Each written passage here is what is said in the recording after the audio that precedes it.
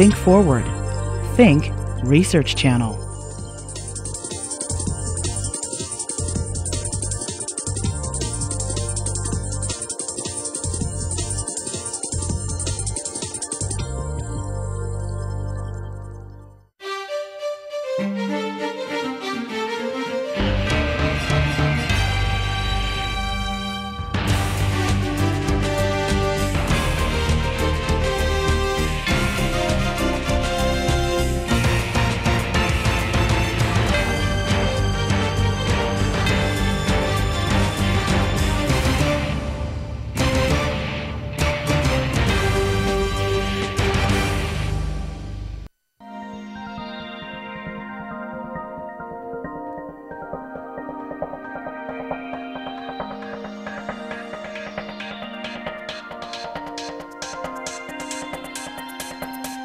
Stay tuned and talking with Andrew Sean Greer, author of The Confessions of Max Tivoli, right here on CU at USC, the best college talk show on television. Up next, CU at USC, the best college talk show on television. Tonight on CU at USC, the best college talk show on television. On CU at USC, we'll tell you how to on CU at USC, the best college talk show on television. We'll be back in a minute. Next Stay on tuned. CU at USC, the best college talk show CU on at USC, television. the best college talk show on television. On CU at USC, the best college talk show on television. CU at USC, the best college talk show. The best college talk show on television. CU at USC. Don't go anywhere. CU at USC, the best college talk show on television. CU at USC, the best college talk show on television. Next on CU USC, the best college talk show on television. Tonight on CU at USC, the greatest college talk show ever.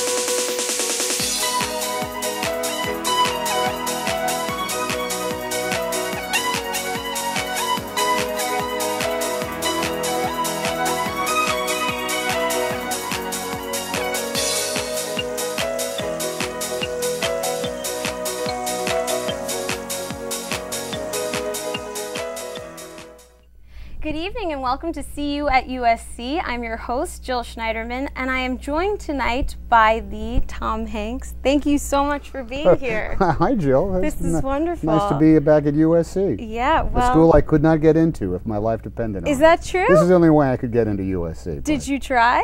No, I didn't even bother. I didn't have any of the test scores or anything. Well, you're actually back here tonight to talk about your 3 documentaries. Band of Brothers, We Stand Alone Together, From the Earth to the Moon. How, after a life of fiction storytelling, did you get into documentaries? Well, I was always mostly enthralled by, if not actually documentaries, films that did their best to actually portray, I guess, what the verisimilitude of how life really was.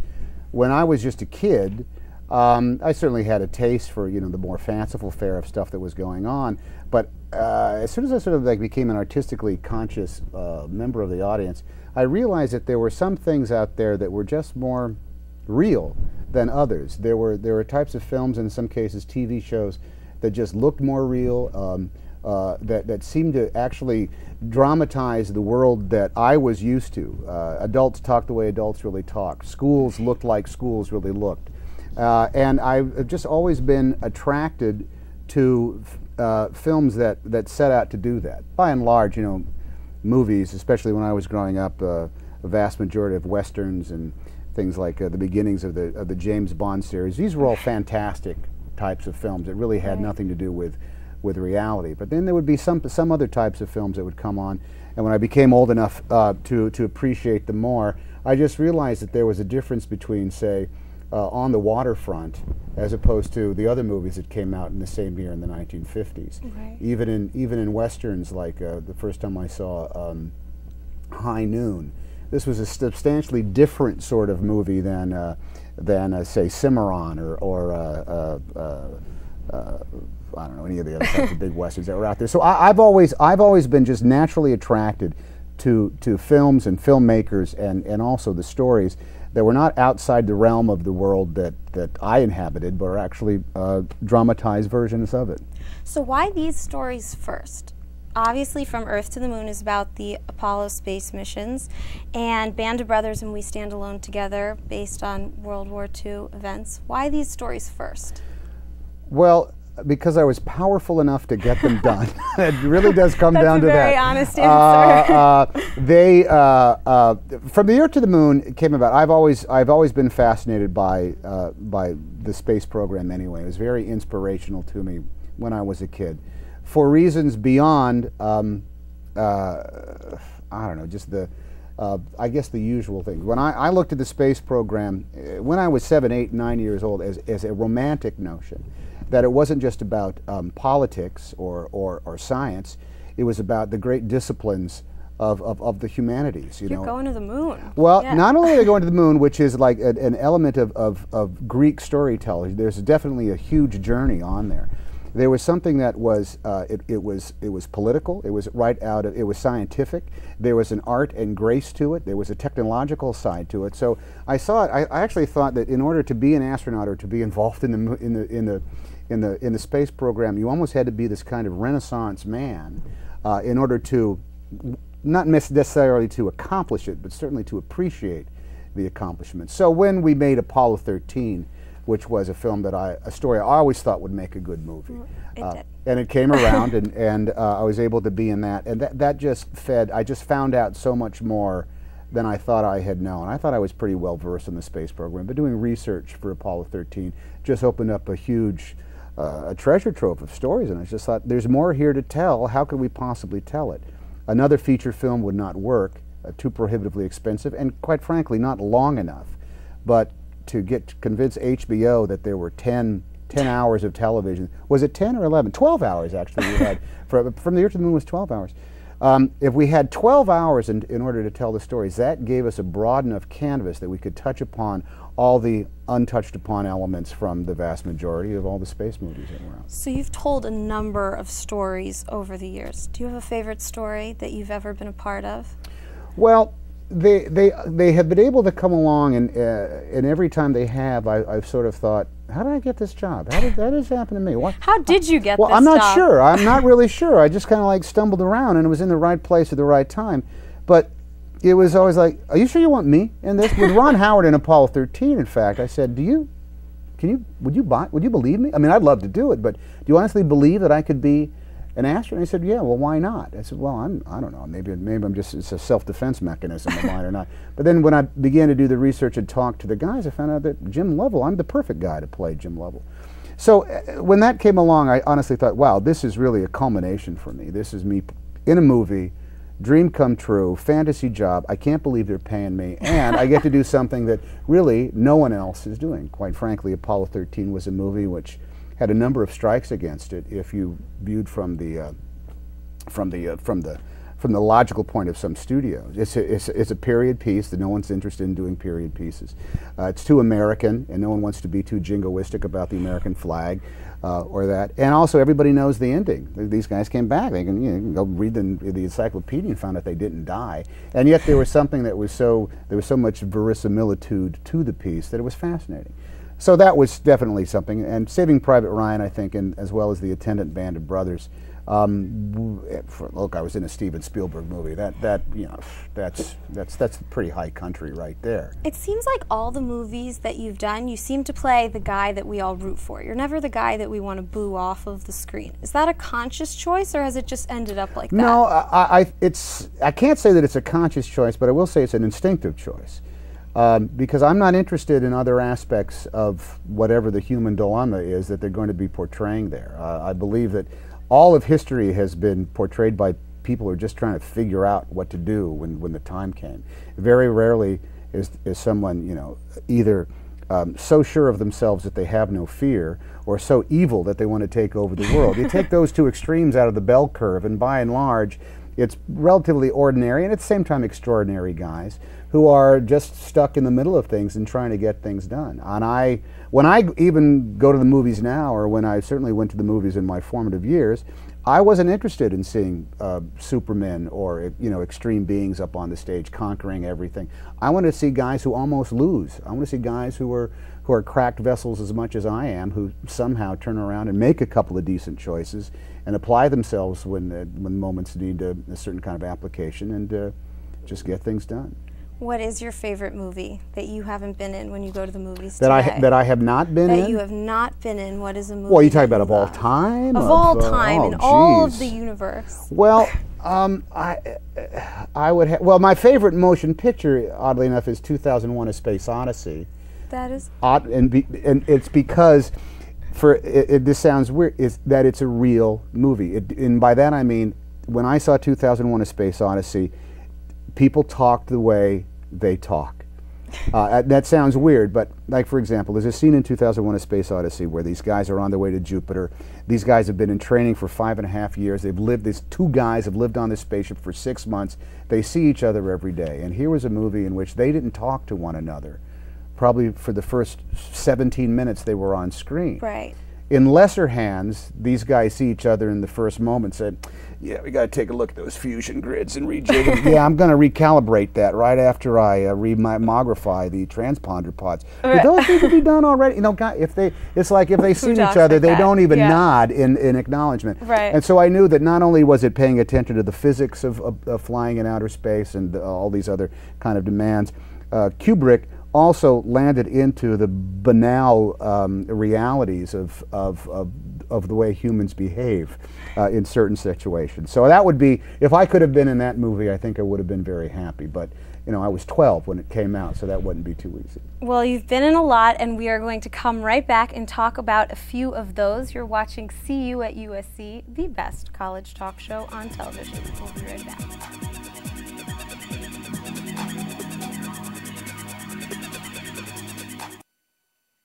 Welcome back to CU at USC. I'm your host, Jill Schneiderman. I've been talking with Tom Hanks. If you want to be a part of CU at USC or contact us, you can at cu@trojanvision.com, or you can call us at 213-743-4178. Back to talking with Tom. How you doing? I got to write down that website. Don't worry, I'll pass it to you after. Give it to me after the show. All right, so going back to some career choices, is there any part that you didn't take that you now regret? No, no. Anything that I wasn't able to do, there were reasons for it. Even films that I actually loved, that I wish I could have been. It didn't work out because of scheduling or some other aspect of it. I can't. But I haven't ever read something that I thought, oh, I don't want to do it. And then seen it, and I said, "Oh, I missed out on the whole opportunity there." There's some aspect of being intrigued by the sort of the theme that the film is going to be examining, which I either take to or not. Not that, but there's been some times where I've just look, this is probably great, but I don't get it. I honestly, I don't get it. So good luck. And then I see it, and then I see later on, I say, "Oh, I see what they were talking about now," but I didn't get it. So there was no way I could have done it in the first place. Well, let's talk about something you did decide to do, upcoming the Da Vinci Code. What drew you to Robert Langdon? Well, it's a bit of a riot, you know. It's a wonderful story. The book is a fascinating story. Yes. Because I think it's all about perceptions. It's about the perceptions of looking at something and seeing seeing symbols that may or may not be what you're talking about. What you imagine them to be. Right. When I was in junior high school, there was this sensation swept the United States that said Paul McCartney was dead, and that the Beatles were keeping it secret because they wanted to keep their record sales going on. And the reason we all knew Paul McCartney was dead, because there were all these hidden symbols and clues and hints in the record jacket albums. If you looked at the cover of of Sgt. Pepper, it was a funeral, and there was pea-shaped flowers, and there was a bass, and it was all these things that, see, obviously Paul McCartney is dead. If you look at the cover of Abbey Road, they're walking across these coffin-shaped lines, and John is God, and Ringo is the mortician, and Paul is barefoot, and that's how they bury people in England, barefoot, you see. And George is the gravedigger, and of course it's all ridiculous. ridiculous, but it was really fun in order to pay Right. attention to that. In the case of the Da Vinci Code, I think Dan Brown just bottled some brand of lightning here. I know. That is, you know, it's what's going to be fascinating is to see how this very interior story, which is really told in anecdotal kind of stuff, or, you know, flashback to lectures, is how that's going to be a palpable motor that is still going to be able to drive the movie in the same way. It's really it's just a huge filmmaking challenge. And I get to be reunited with Ron Howard, who I've made, this will be our third movie together and fourth project, so I'm working with good old friends. You're sure you weren't drawn to it because you're a secret member of the Priori of Scion? Well, if I was, I certainly would not. Well, no, I'd say that on CU. Really? Yeah, because yeah, I yeah. would never reveal that I am actually a secret member of the Illuminati, so... So can you write things backwards and as you Oh, yeah. You know what's interesting is so you've read the book. Yes, You know I what's- love the book. The book is great. If you read it again, which I've now read it like 4 or 5 times, you go back and just try to glean some more There's stuff. always new stuff. The third and fourth time you read in about 20 minutes because you know all the stuff. So Oh, they're the only books I've read in a solid day. You can fly through them even faster Right. once you know what all the clues are. So besides having, obviously you've had this long and wonderful career, it's come with a lot of acclaim. You're the first actor, obviously you know this, I'm telling you, to win back-to-back Academy Awards for Best Actor besides Spencer Tracy. Where do you keep them? Well, that was a long time ago, but we have a trophy. We have a trophies, you know, shelf where the, Yeah. you know, Where is this trophy Well, shelf? it's at the house, and you know, there's some the kids have their soccer trophies on there, and the baseball trophies from the little league team. Is it and sitting in between all of those? Yeah, we just kind of jam it, you know. You know, look at if you have kids that have played soccer and baseball for 6 years in a row, you got 12 trophies. So it's a pretty jammed shelf. Case. Is there one award that you've won out of all the awards that means the most to you? Yeah, look, they're all no, and I don't mean, you know, you don't want to be. I'm not crass when it comes down to it, because they all are pretty substantial, and the moments of the personal moments of attention that they give to you are really unforgettable. But they're personal moments; they're not professional moments. I know that there'll be an asterisk attached to my name, you know, for a long time, and hopefully it's for being a 2-time Oscar winner, not something else that I'm yet to do. That would be bad. But it's mind-numbing fun the first time you experience it. I mean, it truly is, and it's a very special night. But it's a very special night for a certain period of time, and then it goes away. Not that I don't look at. I don't look at them with pride, I'm certain, but I don't. You don't linger on them beyond, I think, probably the 48 hours after it's all over with. So so obviously with all that acclaim comes fame. So let's talk about that for a second. You're obviously a very well-known person. Can you remember a time when you were not famous? Sure. Yes. Yeah. Absolutely. And fame's an odd thing. Yeah. It's not so much fame as it is celebrity, because there's a lot of people who are famous. There's a lot of people who are celebrities. Right. And it's kind of like you could be, there's something strange about me being in the same room with, say, Dr. Jonas Salk, the inventor of the polio vaccine. Right. And more people come up to me and say, "You're Forrest Gump," It's as quite opposed the to, "This is Jonas Salk, who might be the reason you're alive today." You know, Right. So you have to. There's a what's the word I'm looking for? Sometimes it can be surreal in the Yes. amount of tension and the stuff that comes along with it. But it's a very palpable thing. You can't pretend that it doesn't exist. You got to deal with it. Sometimes wrestle with it. Well, what is the best thing about being famous? Is there something that's like a perk that you say, "Oh, well, you know, I'm famous, so that's a good thing"? It's cuts in line. It's not much more than that, really. The best thing you can say about it is that you get cuts in line. What's the worst? The worst is that you probably will never, ever just to be able to sit and enjoy a cup of coffee in a Denny's.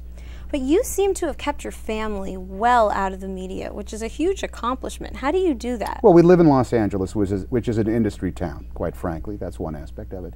And with a degree of effort, and it doesn't take a lot, it's pretty simple to divide your public life from your private life. And we'll hear a little more about that. We're going to cut to a quick commercial break. I'm Jill Schneiderman, this is Tom Hanks, and we will be right back.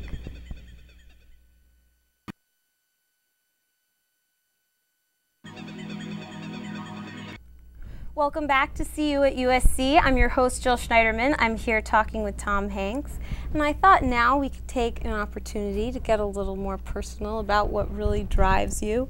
I actually read once that you said, "May you live as long as you want and not want as long as you live." Do you remember saying that? That's a yeah. No, I don't remember saying that, but Well, I'll take credit for it because it sounds pretty good. It sounds nice, doesn't it? Yeah, it does. I'll jot that down for you too. Do you want, at this point in your life, do you still have that want? I tell you, without any doubt, I want the same things I wanted when I was in high school. What are those things? Well, essentially, I want to be interested by the day. That's pretty much it. That's a I mean, good look, thing I got to a lot want. of good stuff, and I don't have, I'll tell you, when I was in college, when I was in your age, the greatest luxury I felt that I could have would be the need to never having to worry about my car. Because if my car broke down, my life was done. I mean, I couldn't go.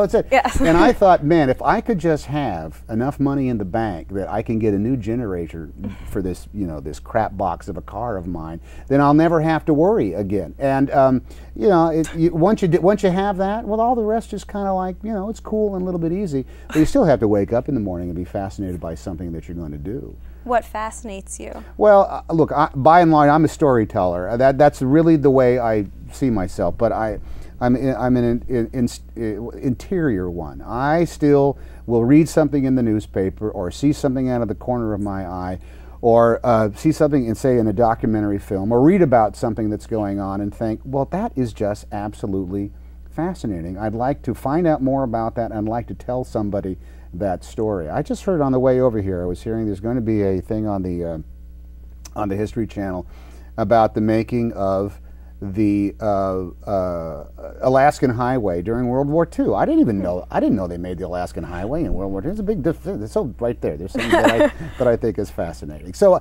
I'm constant. As long as I wake up in the morning and on the prowl or in pursuit of something that is interesting, well, that's the thing that I still hunger for. So, speaking of hungering for things, I guess when you reach a certain level of fame, maybe you acquire a few yes men around you. Who in your life right now challenges you?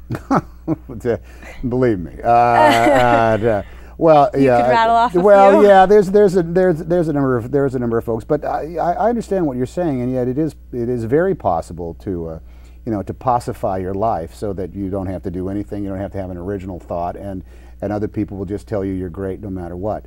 I have a magnificent family, a great wife, a series of kids that repeatedly point out what a chucklehead I am, and I'm sure. and they're right. And I think I'm blessed with some degree of self-reflection, so that I kind of, if I wake up in the morning saying, gee, I'm hungry to be involved in this, I also go to bed at night thinking, okay, what have I done that is so stupid it's going to come back to haunt me? And unfortunately, there's always something. So. All right. On that note, what is your most embarrassing moment? And why don't you share it with the well, entire let me USC tell you community? right here. I mean, you're talking about like a truly embarrassing moment where you just thought, oh my God. Anytime you bomb horribly, anytime you say something that you think is going to be funny, and it doesn't work. I remember I was asked to, for some reason, I was asked to go be part of. This is when I was doing the TV series on ABC, and they always ask the people on the network to go off and do something. And I was going to go down to Long Beach and talk to a bunch of. There was a show that was being put on for the families of the sheriff's department. I thought I could go out there for 10 minutes and be hilarious. Oh, geez, I was out there for 2.5 minutes. It was horrible. I mean, I literally slunked off the stage. Anytime you do that, that's I mean, like this was. Right. We're now talking about something that happened in 1981, and you still and remember. It's still smart. It's 24 years ago. All right. So right now, what are you reading? Right now, I am reading over and over again a book called Comrade Rockstar, which is about a guy named Dean Reed, who was a very complicated story. That's what I'm reading for work. For pleasure, I'm reading a collection of John Cheever's short stories. All right. If you weren't doing the entertainment industry in any capacity, what do you think you'd be doing? Okay, so I assume by that, and there's no artistry involved in it. Like I think you could be a painter or an Okay. artist, I'd but like you to- couldn't work in film or television. Got it. Okay. Those are the ground All rules. right. I'd like to be like a cartoonist. Not that I can draw. I can't. But the idea of trying to come up with a perfect 3-panel cartoon every day would probably give me an ulcer. But I appreciate them so much. Like the guy, who did Calvin and Hobbes? Remember Calvin and Hobbes? I remember Calvin and Calvin Hobbes. and I Hobbes, don't like know. that guy, he had to just walk away after a while because but every one of those is still an absolute work of genius. All right, this is out of the blue, but let's say an actual castaway moment occurs. You are trapped on a desert island. You can only bring 3 things with you. What are they? Wow. I can only bring 3 Only things. 3. Okay, I would bring a typewriter and paper. Are those 2 things or just I'll one let you thing? count that as one. Okay, a typewriter and reams and reams of paper. I would bring that. I would bring a telescope in order to enjoy the heavens. I'm assuming that. Can I eat on this island? Do I got to bring food? Yeah. Okay, all right. So that stuff's There'll taken be, care of. coconuts and whatnot. Coconut. That's all. Evidently, that's all you need. Right. So then there would be a third thing, and okay, I would bring in a set of the Encyclopedia Britannica because Wow. you'll always have something to read. That's true. You would was it. always be learning. So you'd have every night you could go to the movies by looking at the stars. Okay, entertain yourself that way. You could keep a record of everything that's going on, and you'd always have something to read. Because the rest of the day, look, you're going to be fishing and breaking those coconuts open, so you'll Or be a maybe busy guy. tanning a little. I think It that'll depends. If that'll you're there happen. forever. That'll happen naturally. I don't think you have to lay out and make that happen. So I actually read somewhere that you are 4th cousins, 4th generation removed from Abraham Lincoln. Yes, that's true. One I of don't know the about greatest leaders of our country. I don't know exactly what the generations okay. are, but yeah, they are. My family came from the same parts of Kentucky and Tennessee as his did. Do you consider yourself to be a leader? No, this goes back to the question of fame and celebrity. Right. Again, you can't deny it. I think that there is, if you are a storyteller, if you are some brand of artist, well, then I think you are a leader. You're some brand of interpreter of what goes on, and you are therefore a fomenter of opinion. Well, put it this way, you're a fomenter of perspective, which is like being a fomenter of a shaper of opinion, in which case, yeah, you are somehow. I wish there was more time. It flew by. Thank you for being here. We have to wrap Jill, it up. you got secrets out of me no one else has gotten. You heard it right here on CU at USC First. This has been Tom Hanks. I'm Jill Schneiderman. Join us again tomorrow for another great episode. Good night.